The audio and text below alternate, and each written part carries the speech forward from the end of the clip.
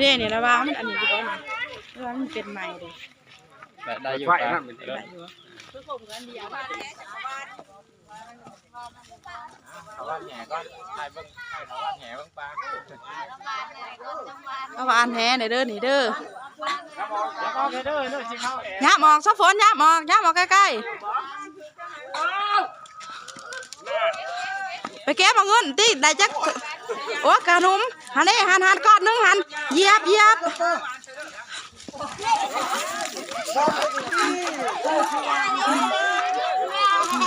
โอ้ยละว่าเอ้ยเป็นทาได้นี่แล้วพอเห็นสามนี่มันเป็นจะได้นี่อีกแล้วนี่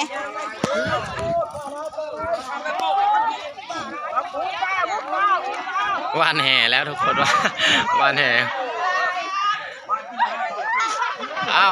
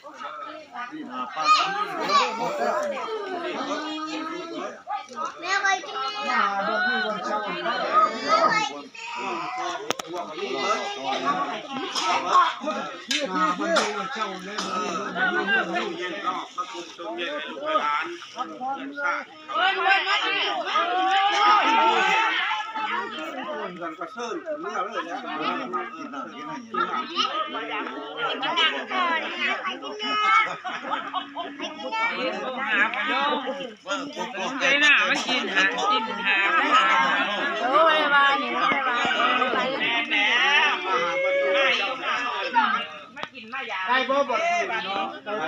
ทำมากพูดเลยนะวันนี้เด้อผมเย็นแต่ดูดีนี่แห้งแล้วทำมากพูดแล้วบาดนี้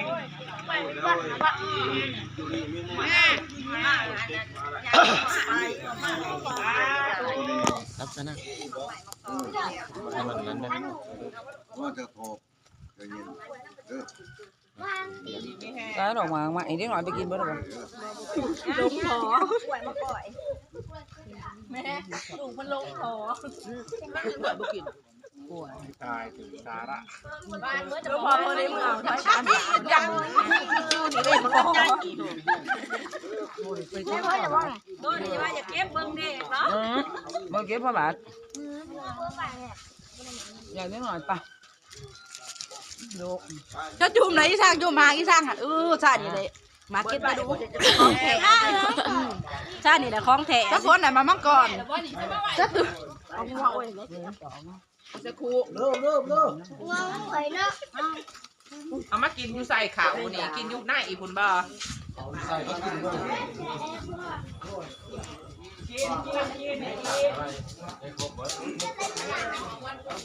แม่ก็ดูก่อนดูก่อนไม่ได้เลย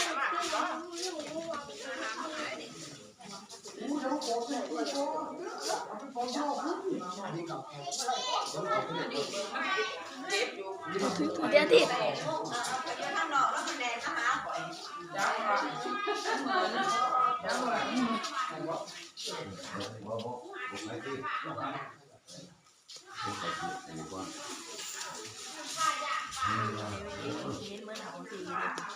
มือกล่องกระทายโบปิดนะมือกล่องเจ้ากล่องโบปิดมือกล่องเจ้ากล่องโบเป็นเอาเขาในเฮือนเนี่ยเห็นมือจังสีนี่เห็นสีนี่มันเห็นมือจังสีนี่เห็นมือที่โต๊ะอันทันเขาเลยจางเขาเลยเนาะไปเขาไปสาบานไปเขาได้เนาะมันเมื่อนั้นเพิ่นยังติดฟันอยู่มันเอาไว้เพิ่นยังนอนฟันอยู่ค่ะโอ้ยปฏิบัตินอนฟันนี่ตาปฏิบัตินอนฟันว่าหามีห่อไปไว้เนาะเพราะมันแดดดิกินได้ดิเล็กๆหน่อยฮันเอามาเจ๊หน้ามากินเลยดิไปนุ่มก็จะมาใหม่จิ้งหน่อยก็ได้จับของเส้นมันแกเว้ยไม่ไหวกินได้เอา โก้ล่องยาอะไรยาไปบอลต้องทำไปนิดนึงเลยป้าคือคนนายเสียผ้าขาวผ้าผอมเด้อเขาไปเอาอยู่ทางกลางหลังโมเมนต์นี่สิเบิ่งโมเมนต์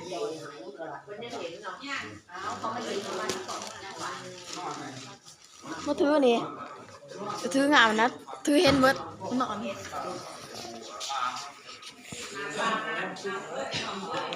ห้องแม่ห้องพ่อจะโตไปแม่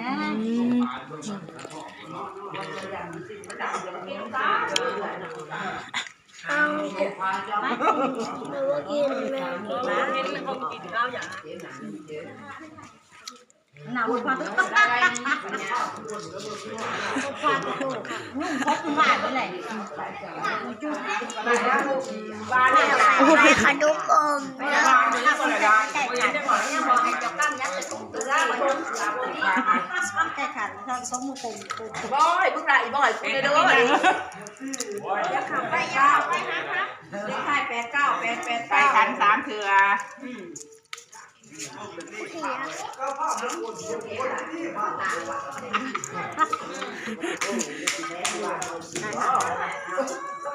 แม่ใครขนมอมฟังในไก่ขันได้ถ้าเขาเอามาอันนี้ต้องอ้ำไปฮะทั้งพี่ต้องอ้ำไปทั้งพี่ตัวจะถึงกินนายนี่จะต่อยหรอแม่เคย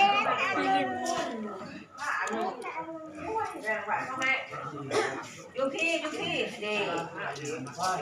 ป้าขาวหอมมากงั้นไปคุณใครดีบ่ดูบ่นี่จะลายขาดเลยเจ้ลูกกระบอลนี่นะป้าขาวมาปันดีนะบ่พอข้ามเลยเจอปีการเท้าเจอปีการเท้าก็อิ่มแล้วมาเนี่ยเกิดทำมากินข้าวนี่จะตัดผ้าพันก็จะอมเงินถูกละก็จะอมเงินมามักรักก็ปุ๊บตะบาด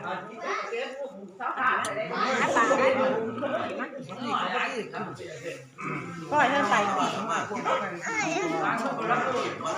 โกนไปเลยนี่อะไรนู่นก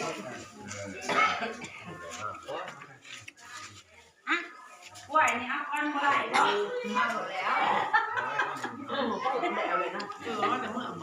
ก็เมื่อกินน้ำเปิดหน่อยสิ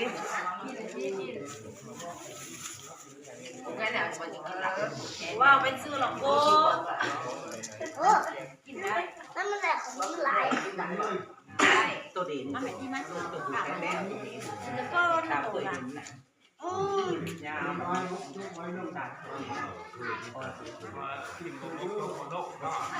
เหตุการณ์มันเดือดไหมเย็นอีเคียน่ะจับกองโมเป็นดาบข้างในสดลูกไหลมากคือใส่ไหลแดงไหลมากคือแกงไหลเลยกินเลยใช่จะได้เปิดขนมเลยเธอน้ำใส่มาได้นะ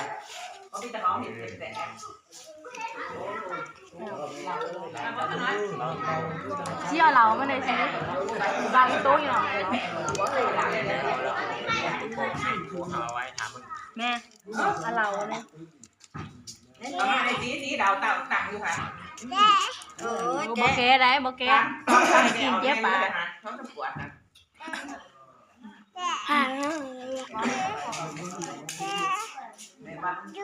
ยังคงพันโตพันผูกวัน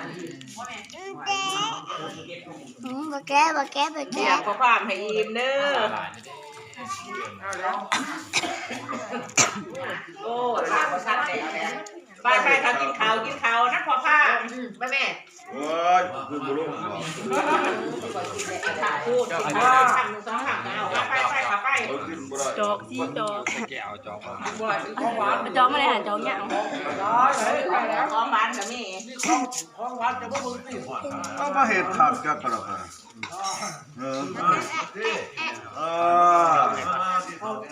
เอาโลด น้ำสะอาดจะไปซื้อมาไว้เป็นแพ็คเหรอ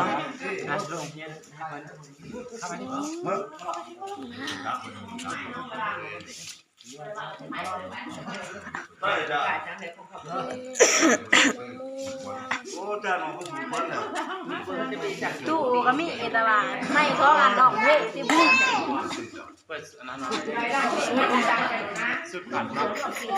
บอที่ช่วยยามันใส่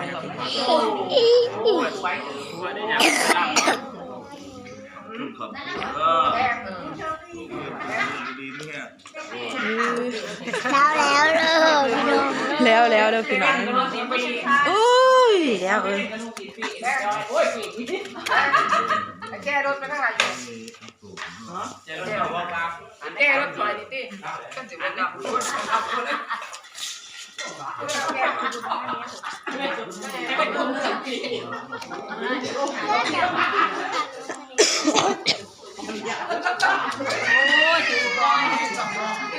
ฝนนางน้องฝน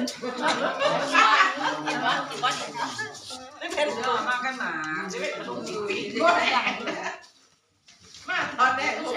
โอ้ขอติดแจงมันออกจากมันตั้งดึงแล้วไหลกองแสบเบิ่งเลยดิ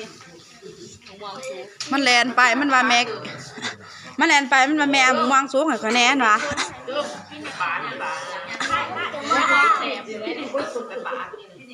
เอ้ยเพิ่นได้มามังกรน้องเพิ่นได้มักม่วงไปอีสานอยากกินหมูม่วงไปกินมักม่วงไม่อีสานนี่ก็ปลากินจริงถ้าเท้าเขาก็บอกให้ลูกเขาก็บอกอยากกินคือกันแต่ยังไม่ได้ถูกมาอีกมาต่อหาเห็นไหมในการให้บอกเพะไว้ทางหมอก่อนที่มันถือก่อนหลังก่อนไปเบิ้ลน้ำมันนี่ตะบ่าโอ้ดูวันนั้นนะ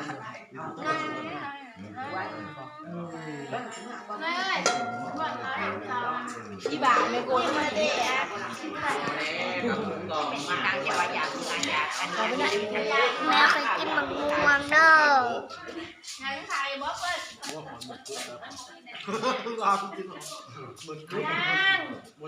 เลยบ้านเนาะ มีอย่างกูเดินไปบ้านโอ้ยมันแจกเลยดิก็จะว่ามันแจกที่จังหวัดสุราษฎร์นี่ก็มันได้หรือสูญหายเนาะหลังนี้ก็แม่สามกี่ดอกข้าวมากนะไปก่อนไก่เงี้ย จะไปถ่ายนะครับ ถึงเมื่อถ่าย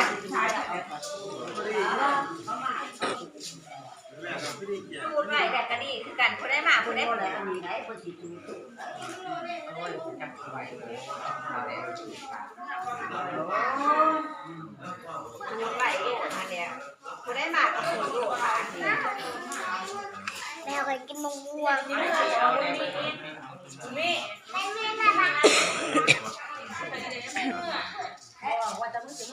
ักษ์สวยเยี่ยมใช่ก็หัวเอาพอยัง ข้าเนาะปลาเนาะใช่เพิ่งไปเนาะ คอยเฮ็ดทัวร์บ่ได้ทาแต่ยางอีสังเห็นเบิดอยู่ในนี่แหละ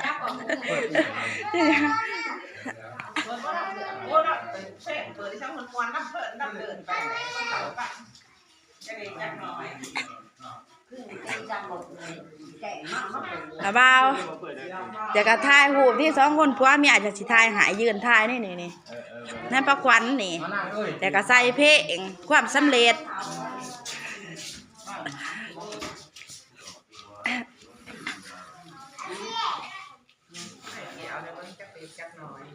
โอ้ยจะเป็นผู้ใดบ่หายเขียวดิใหญ่โอ้ยเรื่องน้ำหมอน้ำหอด มันพอนี่ดอกคนถ้าออกดอกดอกวันนี้กินขนาดขั่วปวด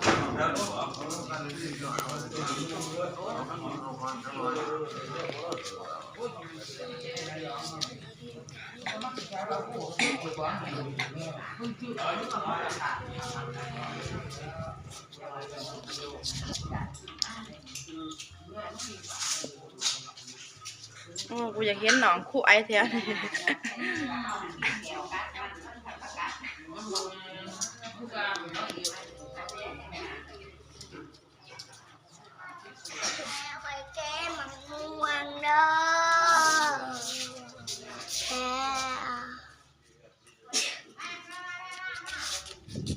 มาอีสร้างลูกพี่อี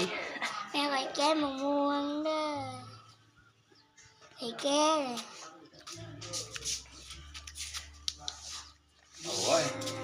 แม่มันก็แก้มะม่วงแม่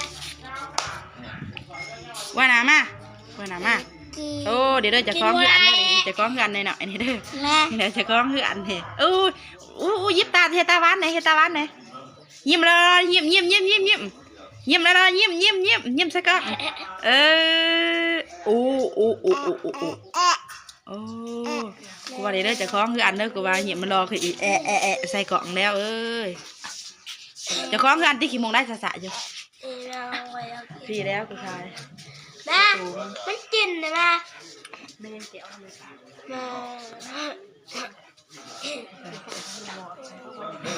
ทัวเบิ้ลแบบระบาแล้วยังกี่sángเห็นเบิ้ลมึงสิเห็นอยู่หลังไหนแม่เคยแก้มะม่วงเลยกูว่าก็แบบมึงก็ระบาไม่ยืนแถวนี้นะถ่ายไปให้เห็นสารทายไว้นะแม่จะคล้องเพื่อนหันผัวเมียเพื่อนหันทายไว้แม่ทายผ่าไปแม่หันยืดกับปุกป่วยปุกอ่อยหัน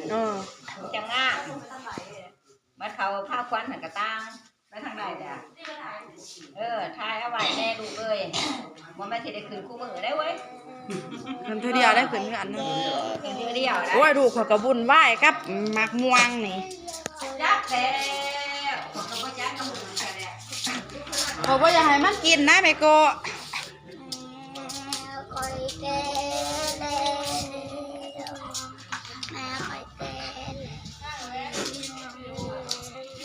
ไปปาด